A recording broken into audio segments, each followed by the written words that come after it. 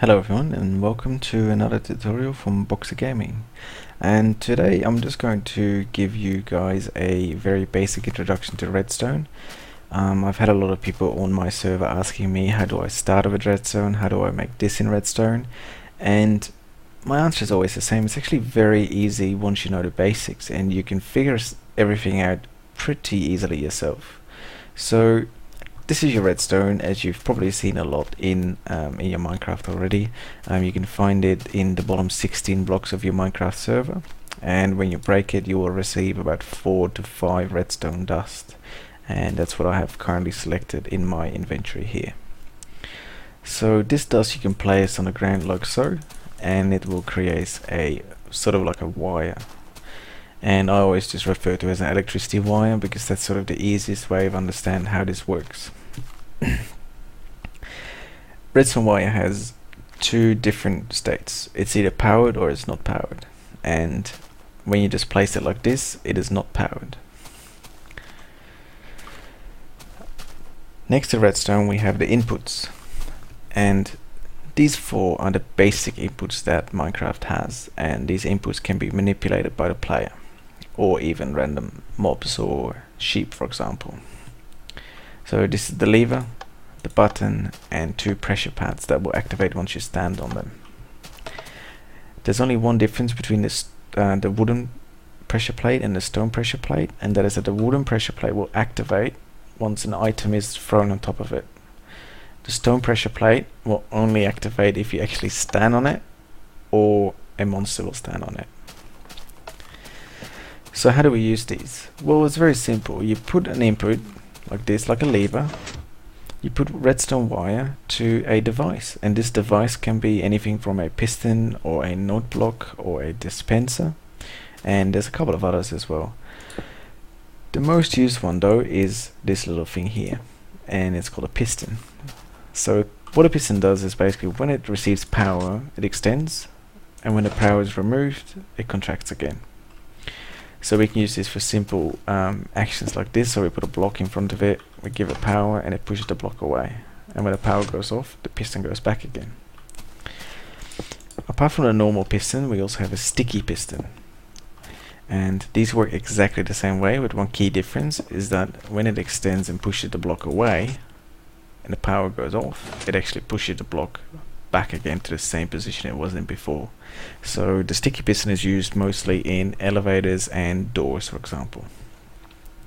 So the lever is one input that we have, and as you probably noticed, once the lever is switched the power source is continuous, so the piston will stay activated as long as the lever is activated. Next is we have the redstone torch, and a redstone torch is a little bit of a more complicated thing. It's not just used as an input, it's also used for a lot of other things that I will cover later in this tutorial. For now though, as an input I don't really count the redstone torch because it's not really manipulated by the player. You can't click on it or anything, all you can do is break it. But the redstone torch will also provide a continuous power flow. Apart from the continuous power flows, we also have intermittent power flows, and the button is an example of this. So when I press this button like so, it provides power over the line to the piston, only for a short amount of time. And the pressure pads are a variant of that. So the pressure pad, as you might expect, when you step on it, it continues to provide power, and when you step off of it, the power gets cancelled.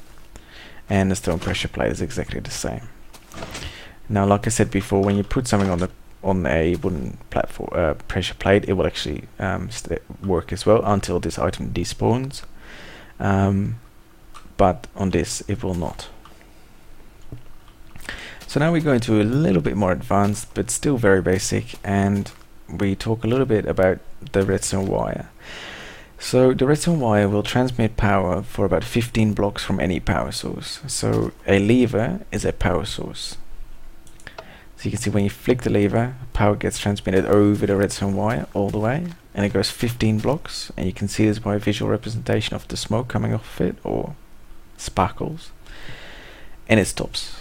This is the last block that gets powered by that lever at the end. This block does not, and this is why this piston does not work. Now, to allow for this range extending a bit easier than we did at start, they have implemented this little thing which is called a repeater. And a repeater is a very simple device that you make with redstone torches. And what it will do is it will receive the power from its back and then transmit the power 15 blocks further. And this is why this piston does now work.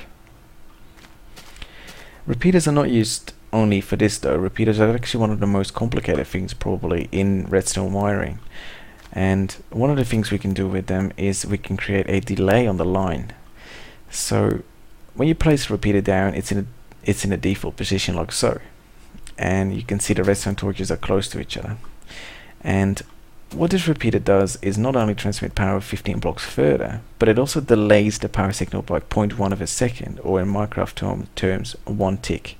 So this power comes in here, goes into the repeater waits for 0.1 of a second, and then sends the signal on.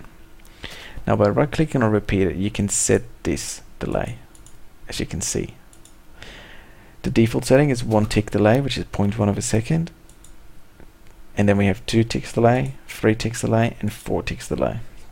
And this will allow us to create perfect timings on staircases and doors, etc. So I'm just going to show you that now. I've set this in a default position, which is 1 tick. This is on 2 ticks, this is on 3 ticks, and that's on 4 ticks. When we pull the lever, you will see that there's a 0.1 second of a delay between these pistons, like so. And you can stack these as much as you want. So if you want this piston to go off 2 seconds later than this piston, you would have to add 5 repeaters, like so. Another use for repeaters is transmitting power through blocks. So redstone does this by default already. So you can see that this wire does not actually connect to this piston, there's a block between it. Now the way this works is that when redstone is directly pointing into a block like so, it will actually go into the block, and the block will transmit the power for one more block. And this is why this piston works at this moment. This only works for one block though, so as you can see here there's 2 blocks in between, and this will not work. So this piston does not get power. And this is another example here. This redstone wire gives power to up here, and you can see that the representation of this here. But it will not go down here because this block is actually blocking the wire to go down. If we would remove this block, the power would go down. A repeater can also be used here. So as you can see, there's a lever here, of course, and a redstone repeater here. Now what a repeater does, it actually transmits the power up a block and down a block and through a block. So that is why all these wires are currently working. Another little quirk about redstone, and let me just remove these for now, is that when it's placed directly into a block, like we saw earlier, it will power the piston or any other output. However, when it's placed alongside a piston like this, so it's not actually pointing at a piston, it will not power if the piston is on the same level as the redstone. It will only power if the piston is one below the redstone. So that's how you can see here, for example, this redstone runs along these pistons and these pistons at the bottom, and only the bottom pistons work. And I can give you a fast example. Let me switch this off. If we would make it like this and we put a piston, for example, here and there, only the bottom one would work, obviously. If we put, let's put an over there, and yes, this will work.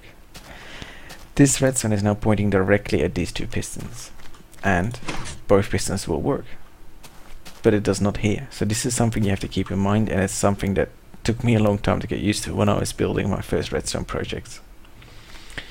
A more clean way of fixing this, and the most commonly used way, I would say, is by repeaters. So what you would do is you would have your normal redstone wire, and instead of 1 block out from a piston, you would have 2 blocks out.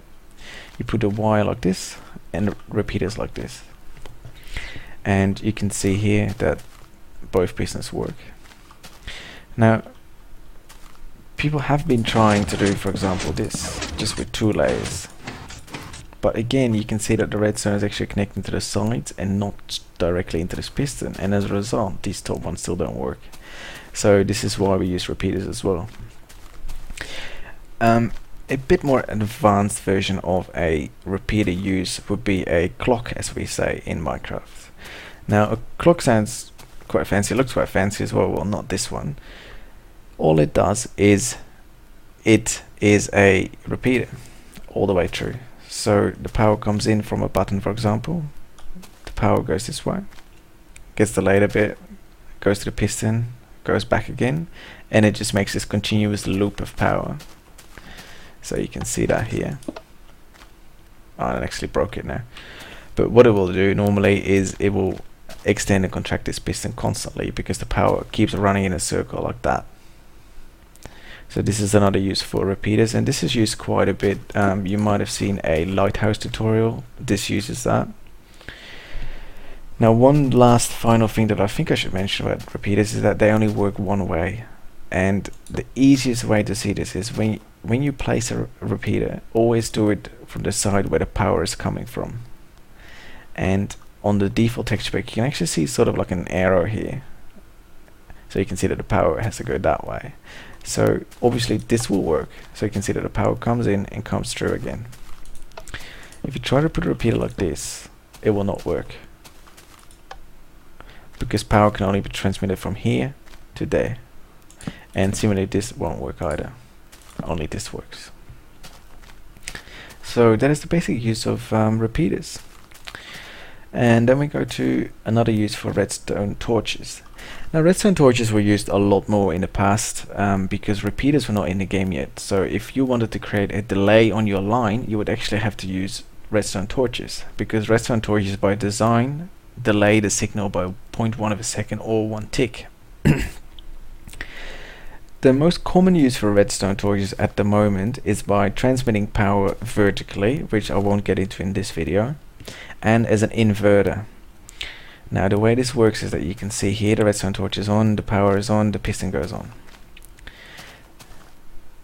And here you can see that even though I haven't pressed this button, this redstone torch is on, so this piston is powered. And normally you would expect if I press the button, the piston would extend. But this is an inverter, so anytime the redstone torch gets power from another power source, so it can be a button, can also be another redstone wire coming into this block, it will actually turn off this signal, as you can see. So this is used a lot as well in Minecraft for various reasons. So this is the basics to redstone. If you have any more questions, just send me a private message and I'll gladly answer them. I think I have covered the basics, and I will make another video soon going more into detail about how to transmit power vertically, and so up and down. And I also want to make a video about logic gates, and logic gates are very simple.